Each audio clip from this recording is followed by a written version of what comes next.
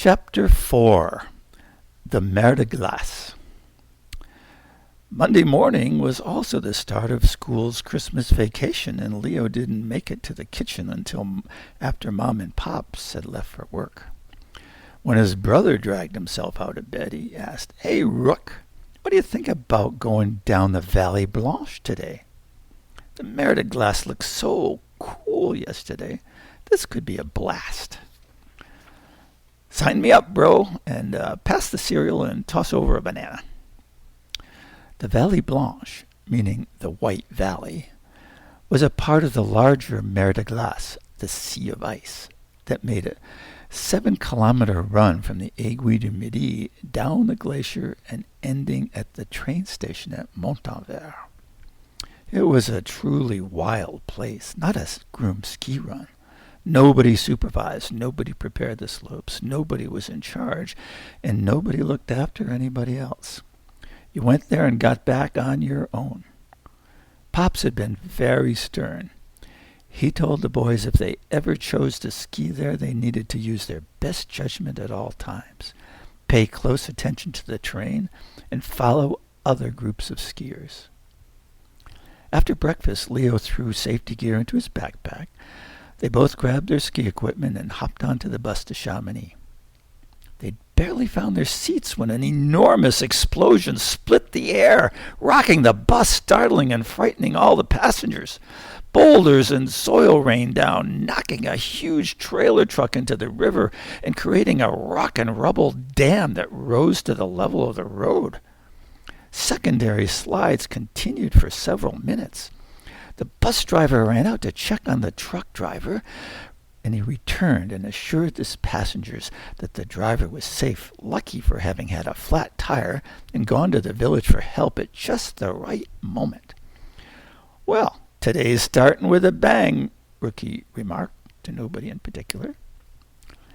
The boys squeezed into the first 70-person cable car to the 3,800-meter-high Aiguille du Midi, where there was a restaurant, a deck, a glass-bottom viewing platform. But the boys weren't interested in any of that. They just wanted to get out into the wilds of the Mer de Glace. Opening the mountaineer's door, they discovered a new snowfall on the mountain, even though there was none in the valley that morning. Many mountaineers and skiers had exited already, so there was a beaten path through the snow. They quickly descended to a wind-scoured plateau and prepared their skis. Looking up, Leo remarked, "There's that balloon we saw yesterday.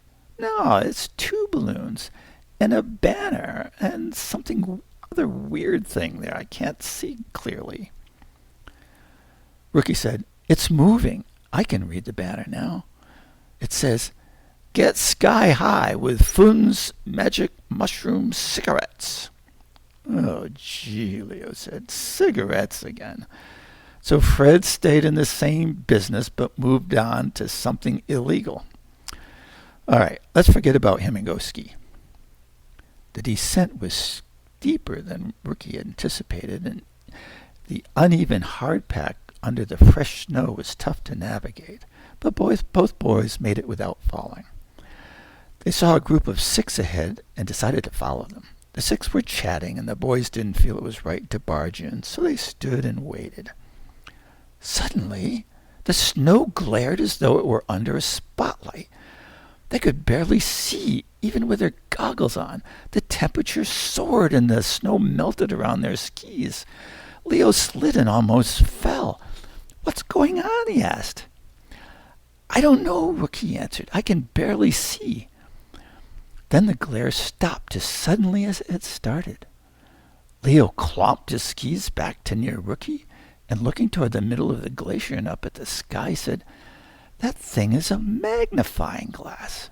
It might not look like much from a distance, but its power is astonishing. It melted this hole around us in seconds." Rookie said, "Must be Fred's doing. He's a seriously weird dude. Let's ski down and tell Pops about it." While they were distracted, the group of 6 had skied away. The two boys looked at each other, saw no others arriving from the aiguille, and together they silently decided they'd be able to follow the tracks of the six in the fresh snow. The surrounding steep mountains and ridges of needle-like spires captured their attention whenever they paused their skiing. And they paused often because the descent was far steeper than they realized.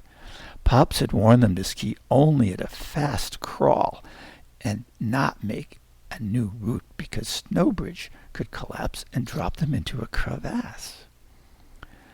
The boys were well along their 7-kilometer journey when snowmelt obscured the skiers' tracks.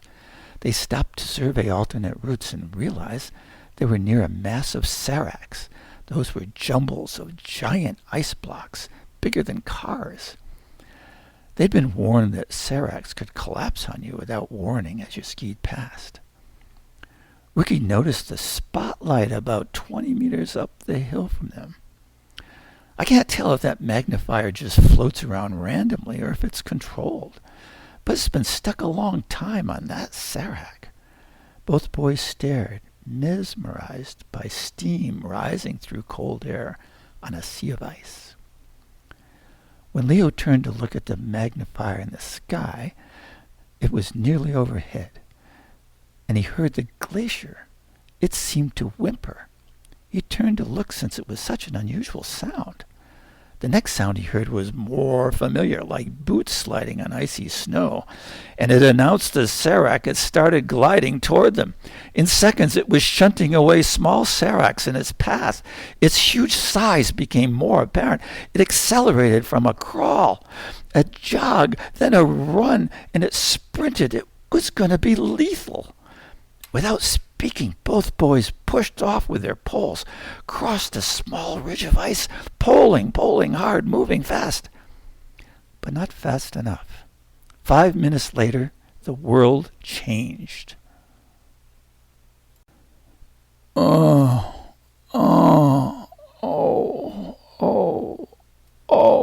I broken? So hard, so far, so hard, so dark. Snow and ice falling on me. I'm breathing. Am I broken?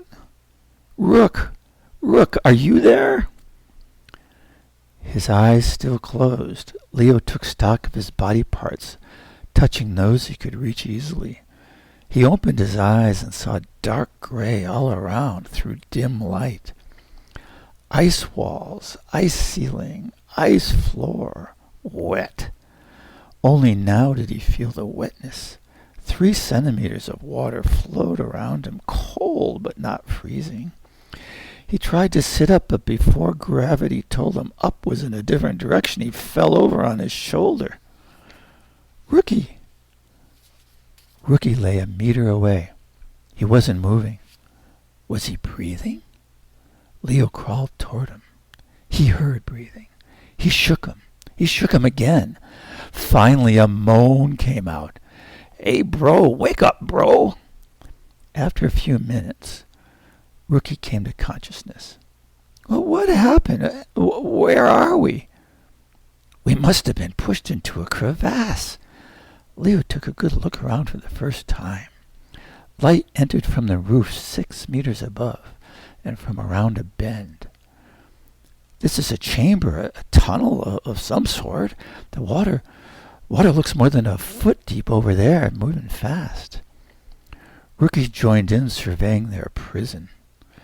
Feels like a bad movie. Could have been worse. A really bad movie would have dropped us into a normal crevasse. Most are shaped like an elongated letter V. After a fall, we'd slip slowly down, ever slowly, as our bodies melted the ice holding us up until we were squished and couldn't breathe. Happy thought, eh? Not as happy as an elevator out of here would be. Hey, we need an escape plan. Yep, got one? Nope. You? Well, let's talk it out, Leo said. I estimate we skied 5 kilometers, and the glacier is still 2 kilometers down there toward Chamonix. Now, if Sherlock Holmes were here, He'd tell us to observe our surroundings, make inferences, and decide a plan. So here goes. We fell into an ice chamber about 6 meters high, about 12 meters long and 6 wide. Its main water stream arrives through a 2-meter wide tunnel, big one, and it flows out a 2-meter wide tunnel. Can you see behind us over there? That's a tributary about a meter round. Right now it's bringing in the few centimeters of water that is wetting our butts. But you know, that is responsible for forming this chamber. He paused and looked at Rookie, expecting a comment. When he didn't receive one, he said, "Now, this is where Dr. Watson should say, 'How so, Sherlock?'" Rookie played his part. "Well, excuse me, Sherlock.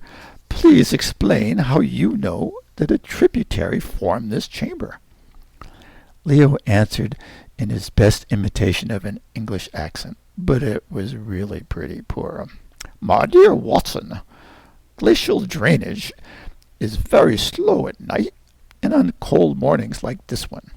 But when the high afternoon sun melts fresh snow, the volume of melt will increase exponentially and drive the 1-meter tributary to its full capacity.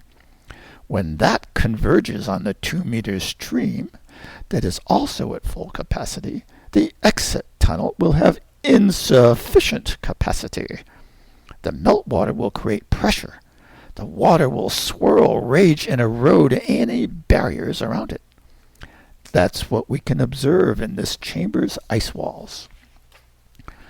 Rookie held up his hands, and he asked, "Thank you for that cheery analysis, Sherlock. But what do we do now?" "First, we search for a convenient exit. We look into the water's entrance and exit portals in case good luck should have left an escape hatch there for us. Now, could you do that, Rookie, while I keep talking my way through this?" Rookie got to his feet and started walking around. "Second," Leo said, "we consider climbing out by chopping ice steps up the wall. Third, we consider waiting here for rescue, perhaps signaling with our voices, sending up smoke, or shining flashlights at night. There's a fourth option, but let's leave that for later." Rookie returned from his tour of their prison on hands and knees. He'd fallen hard on the slippery, sloping, uneven ice. He sat down and gave a thumbs down sign. "Forget option 1. There's no happy escape hatch." Looking up, he shook his head at the idea of climbing out through the hole they just fell in and said, "And forget number 2. Leo circled his arms around his knees and said, "I hope my words are coming out cool and logical, because inside I am scared out of my wits." "Glad I got company," Rookie said. Leo raised his head and went on. "Yelling for help might work if a rescuer stood directly above us, but that's unlikely. It's a big place up there. We could send up smoke using my fire starter kit, but my backpack itself is the only possible fuel, and that wouldn't last long. I have 2 flashlights we could use at night, but the cavern entrance bends there at the top, and the batteries wouldn't last long anyway. But if water does rise, maybe we wouldn't see it. We wouldn't last until night." Rookie said, "There's got to be something else." Leo said, "There is a last resort. Throw ourselves down this exit tunnel and hope the water pushes us through 2 kilometers of ice." Rookie listened in silence. "If this tunnel stays large, or if it grows, we could make it. If it shrinks, falls over a cliff, or blasts us into an ice wall, we're toast," Leo said. "The most we can hope is sometimes it's gentle, and in the end it spits us out at the tongue of the glacier." Rookie said, "If we're going to dive into that tunnel, it'd be less dangerous when the water's low, and the current isn't too powerful, and there's room for air." "Well, I like that little ray of hope," Leo remarked, with no sign of hope or optimism on his own face. Chapter 5. Showtime. They sat, feeling their butts grow colder as the water around them rose. Logic says the tunnel is the only way out, but the idea of jumping into it is frightening, Rookie said. The thought of complete darkness conjures up so many things that could go wrong. Maybe each of us should hold a flashlight. Leo said, I know what you mean, but you'd lose your flashlight at the first bend in the stream. Better to keep it in your pocket. I'd feel better if I knew we could stay together, too. Hey, what do you think about connecting our belts? Yeah, Ricky said. Let's do that. We gotta stop thinking and get to action. Any more to discuss? Ricky shook his head. Bro, without a doubt, this is the scariest thing I've ever done. I just hope it's not the stupidest. You and me both. Ricky pocketed his first aid kit, pulled 2 pairs of shoes from his backpack. They ditched their ski boots. They pocketed their flashlights, tightened their ski helmets, and secured their goggles. Leo added, one last thing. On the way down, think about skip skiing and let your movements flow smoothly. Just ease through. Rookie gave him a skeptical look, and Leo continued, yeah, and maybe there'll be no time for thinking about anything. Maybe just thinking about surviving. Probably, Rookie said. And remember the swirling current from the bigger bad current pool? Don't be surprised when your elbows and hips and everything gets bruised. They linked their belts together, walked awkwardly through the shallow water, and stopped in front of the deep water at the tunnel exit. The water had risen from 1 to almost 2 feet. You know, being belted together doesn't feel right, Ricky said. It might get us hung up or bash into each other. How about we separate? Makes sense, Leo said. Being tied felt safer, but wouldn't really make us safer. Interesting how reaching a good decision takes both logic and feeling. Yeah, and my feelings are getting sucked into that ugly dark hole. Up close, it sounds like a flushing toilet. Rookie took a deep breath. Okay, he said, making fists. Positive attitude for positive results. I'm diving into that monster's belly. Hasta la vista, baby. Rookie took 3 steps, flopped on his back into the water, pushed, and soon was swept into the dark tube. Leo was only a step behind. A water slide in the blackest night, twisting, turning, bumping. A terrifying roller coaster, a meter's drop into a pool, a bobbing head bash. On and on, over and over and over. A little wilder, a little slower, a little bit narrower, faster, always dark. Not a pinpoint of light, except the stars that came out on occasion when you bashed your head. But there was always air, there was always sound. The sound of rushing water, scraping, gurgling, hitting restricted passages, scraping a wall but moving through, a waterfall, a wave's push, then breathing, gulps for air, sandy grit, water sounds, a scraping sound, rushing sounds but at a distance, no movement. Leo, you there? I hope so. Talk more so I can find you. Leo pushed and twisted his hand into his wet pocket, carefully pulled out his flashlight and played his light toward Rookie's voice. Whoa, looking good, bro. In one piece? I think so. They'll all be black and blue if we ever get through this. Where do you figure we are? Well, Leo said, I suspect another tributary created an eddy and another open room, even bigger than the first one. Hey, look at that, he said as he played his flashlight around. I can't see anything, Rookie said before he realized his goggles were full of water. I think it's a hunk of metal. Look, maybe it's an old airplane wing. It's all twisted. But you can see the flush bolts and separators. Rookie stood uneasily on the slanted ice surface and took out his flashlight. Oh, I see what you mean. Must have crashed and been covered by ice years ago. Ha! Look over there. Looks like fur. Can't tell what animal. Must have been in the wrong place at the wrong time, I guess. Wow, this is like a voyage to the center of the earth. But I'm getting colder. Let's keep going. I know there's some sunshine out there somewhere, and I want to get out of this place. The water's over a meter now. Rookie said, fine by me. Any idea how far we've come? Nope, no clue, but if I were to guess, I'd guess halfway. The grit made it impossible for Leo to slide over the ice, so he also stood. They walked together, shining their flashlights into the dark tunnel ahead. It dropped after just a few meters. Yeah, the beast's guts. Let's give it indigestion. That'd be funny if it didn't make me want to puke, Rookie said. Okay, let's hit it. You go first this time. Whew, a big drop. A sideways bang on a wall, meters of scraping loose rocks on the bottom, and then light. Indistinct light, no shadows. But after a total black, it certainly was light. They saw the tunnel widen to 3 meters, then 4.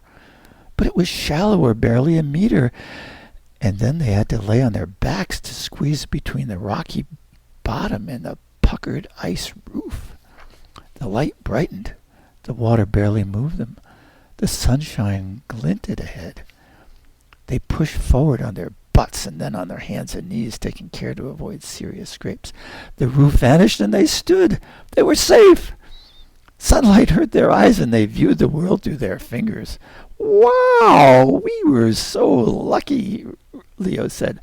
Somewhere we separated from the main stream. See over there? That's the torrent.